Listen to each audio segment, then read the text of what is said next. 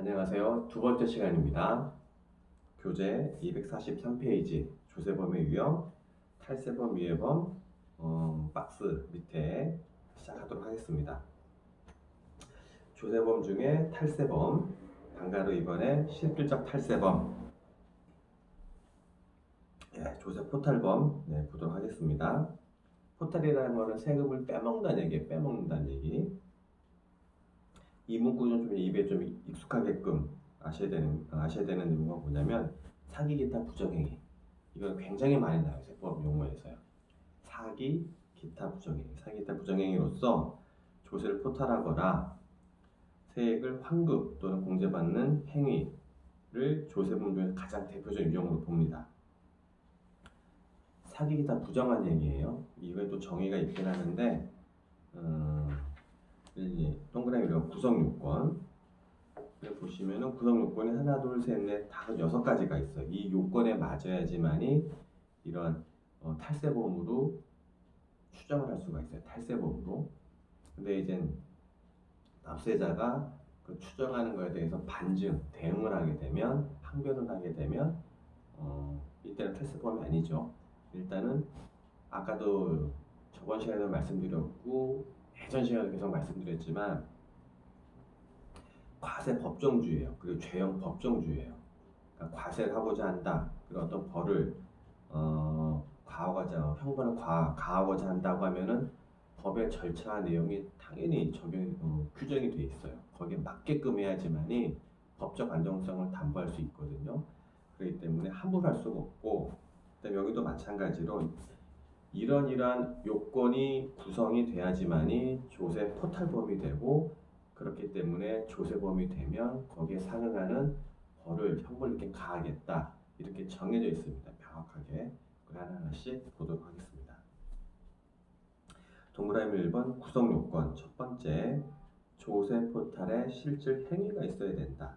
행위가 뭐냐고 하면은 허위 기장, 허위 내용의 신고서 제출, 이중장부의 비치, 거래 일부에 대한 기장 누락 또는 거래 사실의 일부에 대한 신고 누락, 허위 기장 장부의 작성 비치 등이 전형적인 방법입니다. 보면 다 허위예요. 허위. 그죠?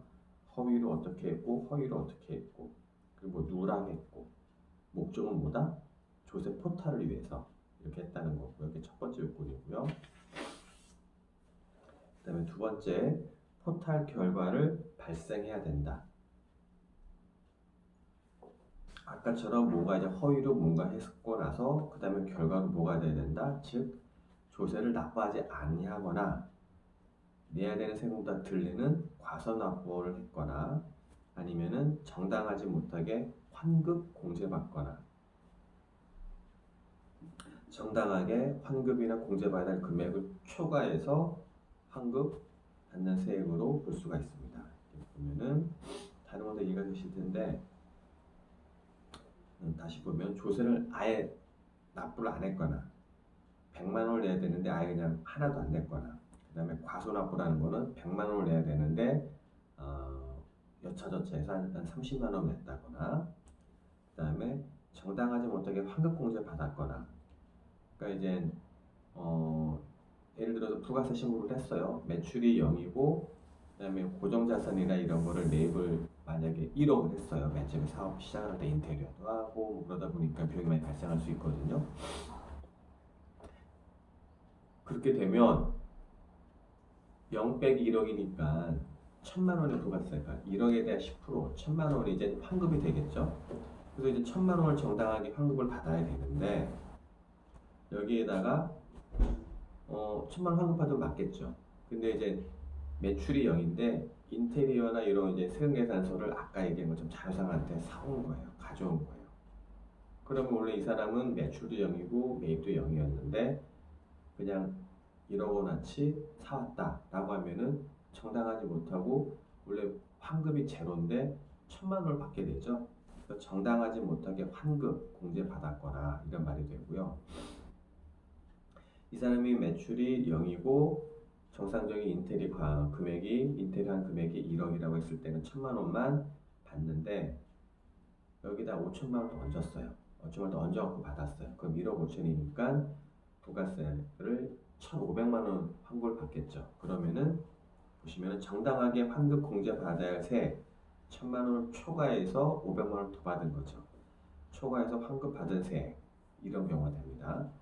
하여튼간 어떤 허위로 기장을 하거나 뭔가를 해서 결과적으로 세금을 덜 내거나 아니면은 받아야 될 금액보다 더 많이 환급이나 공제를 받거나 그런 결과가 발생하게 된다. 그런 의미입니다. 이게.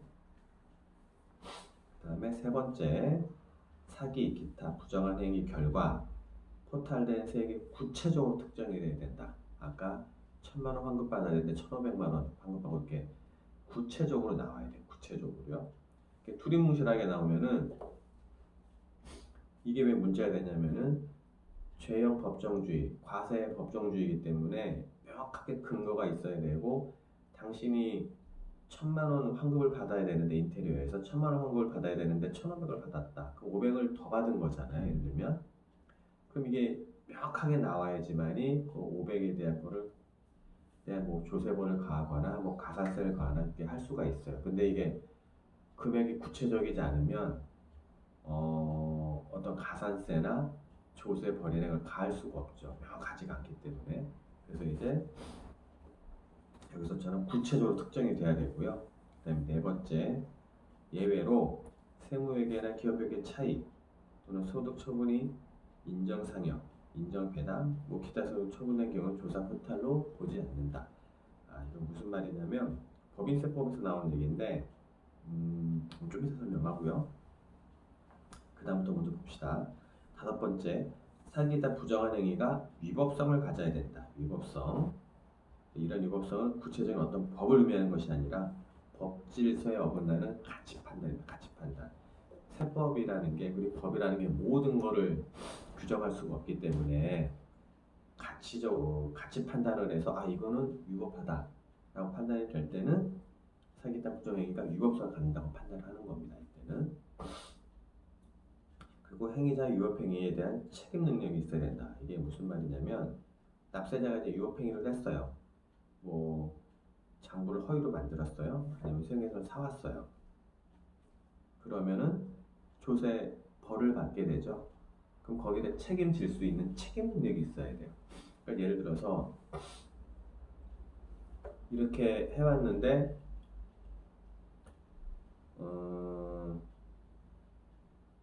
만약에 이제 어떤 사람이 명의를 빌려줬어요. 예를 들어서 이제 뭐 서울역에 가서 노숙자들한테 이름을 빌려서 그 사람을 대표로 앉혀놓고 회사를 만들어요. 그러면은 아까 그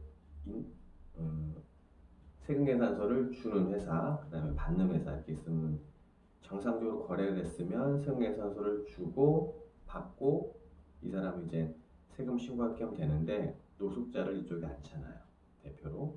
그럼 이 사람은 정상적인 회사가 아니에요. 예를 들어서. 근데 그러면은 세금계산을 발행할 수가 없겠죠. 정상적인 거래 관계 없으니까. 근데 그냥 막 발행을 해줘요. 그럼 이쪽에서 만약에 매입이 부족해서 세금계산서가 필요하다면 이게 사올 거잖아요. 정상적인 재화나 용역의 대가 없이 그냥 세금 계산서만 사와요. 그럼 이쪽도 문제가 되면 이쪽도 문제가 되거든요. 근데 그래서 이제 이런 결과로 조세 포탈, 사기 기타 부정한 행위로 양쪽이 다 이제 조세를 포탈하는 경우가 되는데 특히 이쪽에 노숙자 같은 경우에는 이게 이제 문제가 됐을 때 조세벌을 가야 되는데 이 사람이 자력이 없잖아요. 재산이 없잖아요. 그렇기 때문에 노숙자 하시는 분들이 대부분일 텐데 그러니까 이분한테 어떤 이제 그 벌금을 과하거나 그래도 방법이 없는 거예요. 그죠? 회수할 수 있는 방법이 없는 거예요. 책임질 수 있는 법가 없죠. 그런 경우. 그 다음에 이렇게 자력도 없을 뿐만 아니라 만약에 이 사람이 굉장히 아프다. 예를 들어서 이제 뭐 시한부 인생을 살고 있다. 그러면 이 사람한테 징역형을 가할 수가 없어요. 그렇죠? 그러니까 책임질 수 있는 상황이 아니잖아요. 그렇기 때문에 여섯 번째, 위법행위에 대한 책임 능력이 있어야지 책임을 질 수 있는 상황이 돼야지만 이분한테 징역형이나 벌금형 선택적으로 아니면 또는 양쪽 세트로 병과를 할 수가 있다는 거죠. 그게 아니면 그 자체가 불가능하니까요. 그 다음에 아까 네 번째 잠깐 설명을 좀 미뤘는데 이거는 이런 경우가 이렇게 5가지, 그러니까 네 번째 거 빼고 이런 게 다 이제 구성 요건으로 충족을 해야 되는데 요 네 번째는 예외로 세무회계나 뭐 이렇게 뭐 차이가 있을 때는 예외로 한다. 이게 무슨 말이냐면 기업 회계 기준이 있어요. 기업 회계 기준. 그래서 이제 어떤 이벤트가 발생을 했을 때 여기서 회계 처리를 어떻게 해라. 이게 이제 회계 기준원에서 발표하는 이제 회계 처리 기준 원칙이 있거든요. 준칙이 있는데 거기에 따라서 회계 처리를 했어요. 이렇게 회계 처리 이렇게 정상적으로 했고, 근데 세법이 또 이렇게 있어요. 세법이. 근데 세법은 그러니까 기업 회계는 어떤 이벤트가 사건이 발생을 했을 때 이걸 어떻게 정상적으로 회계 처리할 건지 그동안의 경험과 그런 거에 비추어서 이게 나라마다 관행적으로 굳어진 것들이 많이 있거든요. 그래서 그렇게 회계 처리를 한단 말이에요. 통용되는 방법 범위 안에서요. 이렇게 하는 거고, 네, 세법은 이거랑 좀 다른 게 세법은 국가에서 세금을 징수하기 위해서 만든 법이거든요. 그러다 보니까 기업 회계랑 세법이랑 같은 이벤트 사건을 두고도 바라보는 시각이 달라요. 그런 다른 면이 많이 있거든요. 그래서 기업 회계와 이쪽 세법의 차이를 기업 회계가 세금을 낼 수 있게끔 이 차이를 조정하는 게 세무 조정이라는 과정이에요. 세무 조정이라는 과정이라고 하는데 이 과정 중에 여기 보시면은 소득 처분이라는 게 또 발생할 수가 있고 이에 따라서 상여배당 기타 이렇게 처분이 될 수가 있어요. 이건 좀 어려운 말인데 이제 법인세법에 가면 나오는 얘기거든요. 어찌됐건 정상적으로 회계 처리를 한 거예요. 그리고 이것만 갖고서는 세금을 국가에서 정한 세법에 따라서 세금을 계산을 정확하게 할 수가 없어요. 그래서 세법에 맞게끔 이거를 이쪽으로 뭔가 이제 조정을 하거든요. 그 과정 중에서 차이가 발생할 수가, 차이에 대해서 조정을 하다 보면은 세법에서 어떤 거가 처분이라는 게 또 이렇게 이루어지게 돼요. 근데 그거는 어떤 조세 포탈을 위해서 사기다 부정한 행위를 한 게 아니고 정상적인 기업회 기준에 따라서 했고 세법은 달리 규정하고 있다 보니까 이 차이를 조정하는 거는 적법한 거거든요. 그래서 이것까지 무리하게 기타 부정한 행위로 보고 조세벌을 과한다는 거는 너무 지나치는 거기 때문에 과잉이기 때문에 이거는 예외로서 조세벌 대상이 아니다라는 겁니다. 이거는요. 조금 어려운 얘기지만 좀 이해를 좀 꼭 해주시고요. 그러니까 세법과 회계하는 세무회계 기준과 그 회계 기준과 세법의 차이에 따라서 발생한 부분은 조세벌의 대상이 아니다. 이렇게 간략하게 요약하시면 되겠습니다. 그 다음에 동그라미 2번 처벌. 그럼 처벌은 어떻게 하느냐? 그러니까 이렇게 6가지 이제 구성 요건에 충족이 됐어요. 그래서 당신은 조세범입니다. 라고 이게 딱 확정이 되면 거기에 상응하는 형벌을 가해야 되잖아요. 어떻게 형벌을 가해야 되는데 그것도 이제 법에 나열이 되어 있습니다. 나열이 어떻게 할 건지 좀 살펴보면 두 번째 동그라미 사기타 부정한 행위로서 조세를 포탈하거나 조세 환급공제를 받은 자는 2년 이하의 징역 또는 선택입니다. 또는 포탈세액 환급공제받은 세액의 2배 이하에 상당하는 벌금에 처한다. 2년 이하의 징역 2배에 대한 벌금을 처한다. 다만 다음 각호의 어느 하나에 해당하는 경우에는 3년 그리고 3배에 상당하는 벌금에 처한다. 그러니까 일반적으로는 2배, 2년하고 2배예요. 그런데 밑에 나이란 기억년에 해당하는 경우에는 3년 3억입니다. 이렇게 기억년 보시면 좀 심각한 거죠. 이거는요. 기억 포탈세액 등이 3억 원 이상이고 그 포탈세액 등이 신고 납부해야 할 세액의 30% 이상인 경우 그 다음에 포탈세액 등이 5억 원 이상인 경우에는 3배 또는 3년 이렇게 선택을 할 수 있다는 거고요.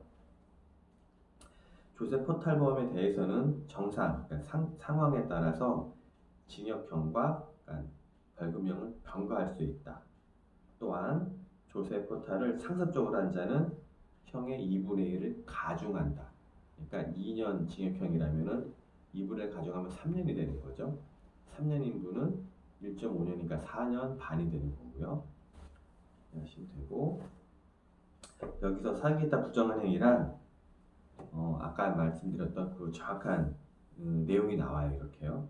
사기이다 부정한 행위란 다음 각각 하나에 해당하는 행위를 말을 한다. 보시면 A, B, C, D부터 G까지 나와요. 보시면 A. 이중장부의 작성 등 장부의 거짓 기작. B. 거짓 증빙 또는 거짓 문서의 작성 및 수취. 다음 페이지. C. 장부의 기록의 파기. 장부와 기록의 파기. D. 재산의 은닉, 소득, 수입, 행위, 거래의 조작 또는 위패. 2. 고의적으로 장부를 작성하지 아니하거나 비치하지 아니하는 행위 또는 계산서 또는 세금계산서, 계산서 합계표의 조작.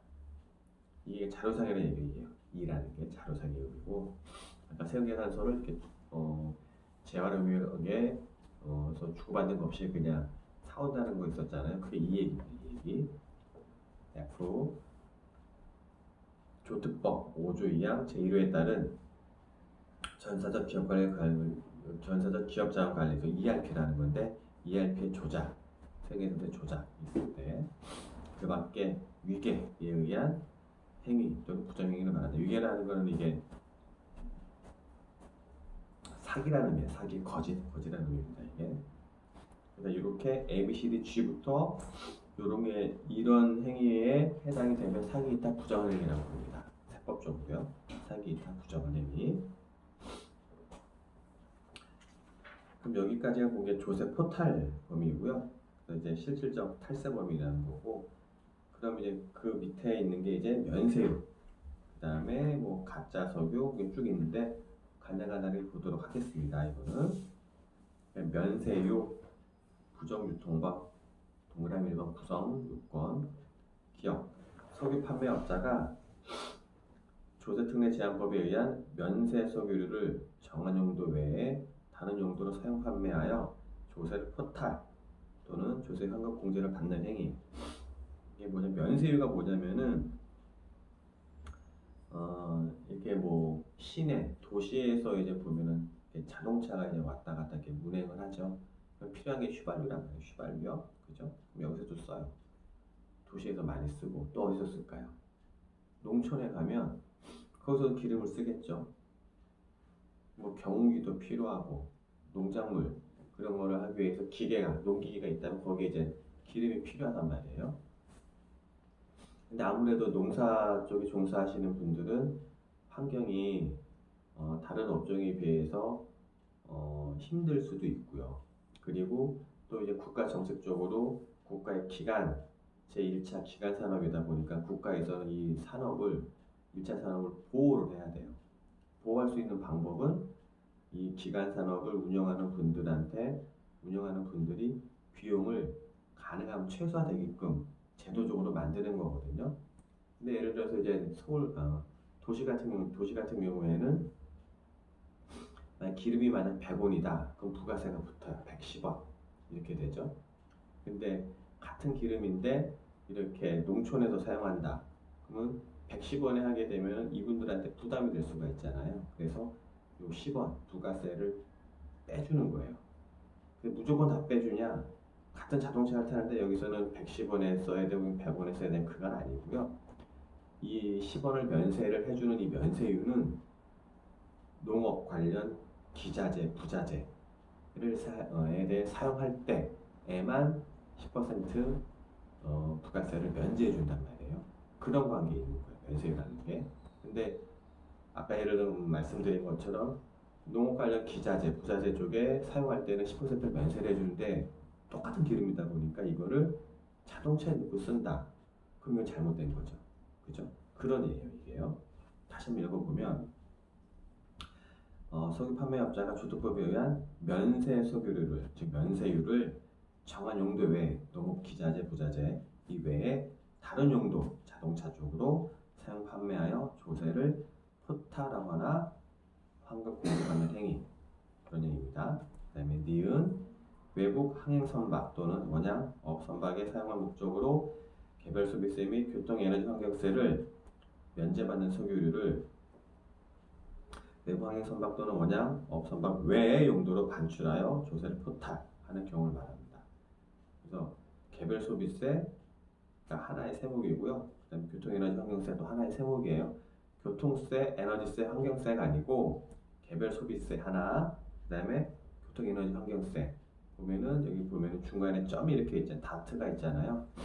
한 세트 여기 교통에너지 환경세라고 이건 하나의 세목입니다. 세목 교통에너지 환경세 보시면 되고 처벌은 어떻게 하느냐? 기업 조세 특례 제한법의 면세율을 부정 유통한 정규 판매 업자에게는 3년 이하의 징역 또는 포탈세액의 5배 이하의 벌금에 처한다. 니은 개별 소비세법 즉 개소법 및 교통에너지 환경세법에 따라 면세받은 석유를 부정 유통한 행위는 3년 이하의 징역 또는 5배 이하의 벌금에 처한다. 면세율은 좀 세죠? 아까 여기 조세범 여기 조세 포탈범에 보면은 244페이지는 2년 뭐 2배, 뭐 심한 경우는 3년, 3배 이렇게 돼 있는데 여기는 3년 5배요. 3년 5배.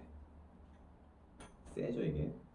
왜냐면 이 석유라는 게 기름이라는 게 워낙 광범위하게 쓰이고 이 거래 질서를 바로잡지 않으면 거래 질서를 혼탁하게 되면 그 여파가 너무나 크기 때문에 이걸 좀 강력하게 좀 이렇게 벌을 해놨어요. 그래야지만이 사람들이 지키려고 노력을 할 거고 그리고 그 지키려고 하는 그 노력이 이제 결과 나오기 때문에 좀 세게 규정한 겁니다. 이거는 밑에도 마찬가지예요. 가짜 석유 제품의 제조, 구성 요건, 석유 및 석유 대체 연료 사업법에 따른 가짜 석유 제품을 제조 판매에서 조세를 포탈하는 행위 처벌 보시면 5년 5배, 5년 5배 셉니다. 석유 쪽은. 그 다음에 양가로 4번 무면허 주류의 제조 및 판매 구성 요건 동그라미 1번 주세법에 따른 면허를 받지 않고 주류, 밑술, 술덫을 제조, 판매하는 행위. 그러니까 일반적으로 우리나라에서 어떤 사업을 할 때는 신고를 해요. 신고. 내가 이러한 사업을 할 테니까 신고를 합니다. 그러면은 그걸 받는 행정관청, 지자체나 세무서에서는 네 알겠습니다 하고 이렇게 쭉 가는데 어떤 사업은 국가에서 허가를 내줘야 돼요. 허가. 예를 들어 주로 여기서 이제 술이 나오는데 아무나 술을 제조하는 게 아니에요. 왜냐면은 술을 너무 신고 제도를 두게 되다 신고 제도를 하다 보면은 많은 술이 제조가 될 거고요.